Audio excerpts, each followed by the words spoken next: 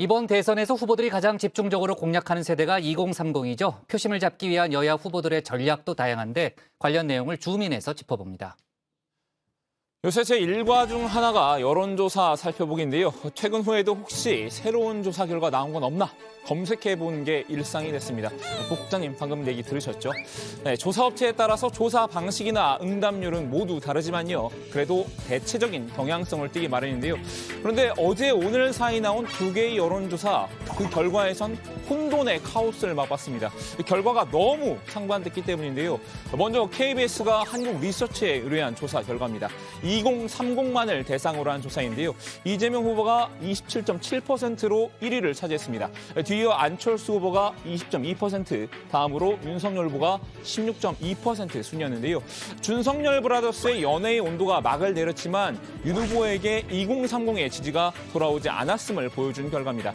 하지만 이준석 대표는 갈등 봉합 이틀 만에 2030이 돌아왔다고 자부했는데요.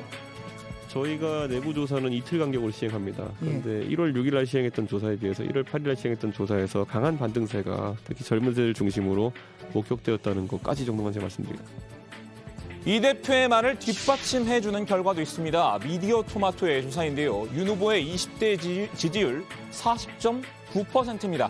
2주 전 조사에 비해서 이렇게 2배 가까이 급등을 했죠. 30대 지지율도 23%에서 33.3%로 상승했습니다. 10.3%포인트 상승한 건데요. 앞선 조사와 너무나 상이한 결과죠. 저도 2030이긴 하지만 대체 2030의 마음이 뭔지는 잘 모르겠습니다. 나도 잘 몰라 내가 왜 이러는지 몰라 알 수가 없어 그렇게 나를 갈피를 잡을 수 없는 2030 표심, 스윙 보터란 표현이 딱 맞는 것 같습니다. 여전히 마음을 정하지 못한 이들도 많은데요. 지지 후보가 없거나 모른다는 응답자는 26.7%에 달했습니다. 이렇게 흔들리는 2030을 잡기 위한 후보들의 처방전, 바로 눈높이 맞춤 전략인데요. 너나 할 것 없이 모두 2030 맞춤형 공약을 내놓고 있죠. 대체로 실생활 밀착형이라는 게 공통점입니다. 이재명을 뽑는다고요? 이재명은 심는 겁니다. 앞으로 제대로 심는다 이재명. 나의 머리를 위해. 탈모 치료제 건강보험 적용 공약도 2030을 겨냥한 거였는데요. 이재명 후보는 탈모 공약이 대박을 터뜨린 이후 후속 청년 공약에 공을 기울이고 있습니다. 지난 9일엔 비정규직 공정수당 확대를 약속했는데요. 취업준비생과 배달 아르바이트 중인 청년 근로자들의 표심을 노린 겁니다. 아무래도 비정규직으로 첫 직장 생활을 시작하는 2030이 많기 때문일 텐데요. 여기에 2030의 취미 활동을 지원하기 위한 공약에도 신경을 쓰고 있습니다.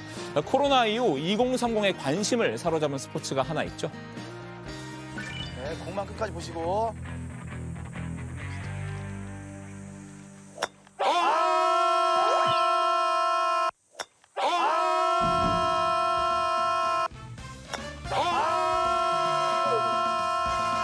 안녕히 계세요 여러분. 최근 2030 골린이들이 부쩍 늘어났습니다. 수요가 늘면서 골프장 이용료도 덩달아 올랐는데요.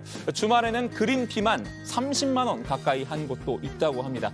이러다 보니 상당수는 스크린 골프로 만족해야 하는 실정인데요. 이 후보는 이런 골린이 마음도 잡겠다는 심산입니다. 대중 골프장 요금도 손보겠다고 약속했습니다. 이 후보는 20대 장병들에게까지 눈을 돌렸는데요. 지난달엔 선택적 모병제 도입과 함께 병사 월급 인상을 공약하기도 했었습니다. 장병들의 노고에 대해서 최저임금제에 맞춰 급여를 단계적으로 인상해서 2027년에는 병사 월급 200만 원 이상을 보장하겠습니다. 이에 질세라 윤석열 후보도 똑같은 공약을 내놨었죠. 지난 9일 병사 봉급 200만 원이라는 한 줄 공약을 공개했는데요. 특히 병사 봉급 인상은 4050에게도 도움이 된다는 논리를 펼치고 있습니다. 월급을 더 받게 되는 그 세대만이 아니고 이들의 부모에게도 이것은 안정적으로 자녀들에 대한 어떤 책임감에서 조금이나마 편안한 마음을 가질 수 있는 것이기 때문에 이건 뭐 4050 세대에게도 도움이 되는 그런 것이지 청년들의 실생활에 직결된 공약들도 연일 쏟아내고 있는데요. 지하철 정기권이 버스 환승에도 적용되는 제도, 전기차 충전 요금 동결 등입니다. 공약 내용뿐만 아니라 전달 방식도 2030 취향에 맞추기 위해 노력하고 있죠. 1분 내의 짧은 동영상인 쇼츠를 활용하고 있습니다. 아니 지하철에 정기권이라는 게 있는데 이게 요금이 최대 30% 할인되는데 문제가 뭐냐면 문제가 뭔데요? 버스에는 환승 적용이 안 돼요. 그래요? 아니 그럼 그건 누가 써? 아니 진짜 지하철로만 다니는 역세권 사람들만 쓰는 거죠. 이거 저희가 바꿔야 되지 않겠습니까? 버스 환승에도 정기권을 사용할 수 있게 바꿔야죠. 이거 후보님께 보고 드려볼까요? 노노! 좋지. 후보!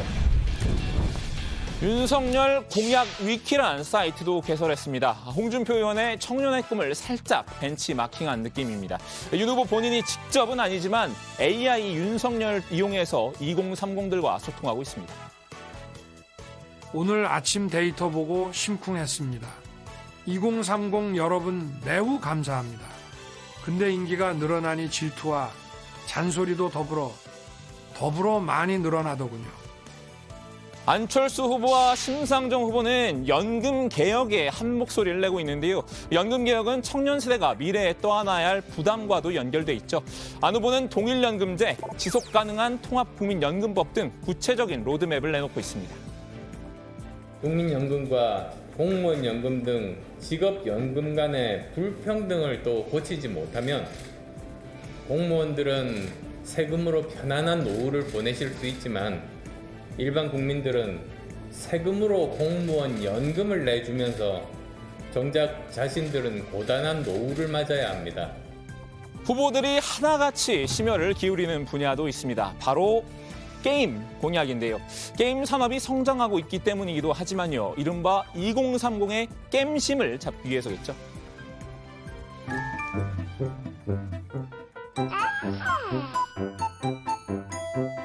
제가 위저드리 7을 우리나라에서 제일 먼저 깼습니다. 울펜슈타인 또 이게 빼놓을 수 없는데 이거 좀 에임 좀 되십니까? 예, 끝까지 갔죠. 그럼 울펜슈타인 말고 그 뒤로 저기 계신 뭐 당연히 그 다음은 둠이고, 그 다음은 퀘이크고, 예. 종감의 계보를 잘 따라오고 계시는군요. 그 다음에 하프라이프 했죠. 현실과 마찬가지로 게임에서도 공정과 정의가 단연 가장 큰 화두인데요. 최근 문제가 됐던 사안이 하나 있습니다. 비판의 핵심은 확률형 아이템입니다. 돈을 주고 사는 이른바 뽑기 아이템인 만큼 도박의 성격도 있는데 문제는 이 확률조차 가늠하기 쉽지 않다는 겁니다. 이런 가운데 얼마 전 한 게임에선 유료 아이템의 확률을 속였다면서 이용자들이 개발사를 상대로 간담회를 열기도 했습니다. 하자가 있는 물건을 멀쩡하다고 하면서 팔았다면 그것은 불법이죠. 동의하십니까? 확률형 아이템, 쉽게 말하면 복불복인데요. 가령 정치부 회의란 게임이 있는데 캐릭터를 고른다고 치면요. 이용자가 마음대로 선택할 수 있는 게 아니라 랜덤으로 주어지는 겁니다. 누구나 당연히 돈을 내고서라도 이 박준호 마커가 뽑기를 바라겠죠. 하지만 애석하게도 원치 않는 캐릭터가 나올 수도 있을 텐데요. 어디까지나 확률 싸움인데 게임사 측이 이 확률을 조작했다는 의혹이 일었던 바 있습니다. 후보들은 이 확률형 아이템의 공정성 문제를 제기하고 있습니다. 확률형 아이템 정보를 완전 공개하도록 하겠습니다. 일정 규모의 게임사에 게임물 이용자 권익보호위원회를 설치하여 게임업계의 투명성을 강화하겠습니다. 고객을 존중하지 않고 그냥 단기 수익에 집중하다 보니까 게임에 대한 신뢰가 통째로 떨어지잖아요. 그래서 그런 점들에 대해서는 최소한 확률이 어느 정도 되는지 보여는 주라. 확률 공개. 네, 공개해라. 확률형 게임 아이템 같은 것들에 대해서 알고 보니까 이거는 사기구나 싶은 생각이 들더라고요. 확률에 대해서 밝히는 건 너무나도 당연하고 확률 공개. 그리고 또 이 확률대로 만약에 그걸 안 지키는 거는 이거는 더 심각한 사기 행위 아니겠어요?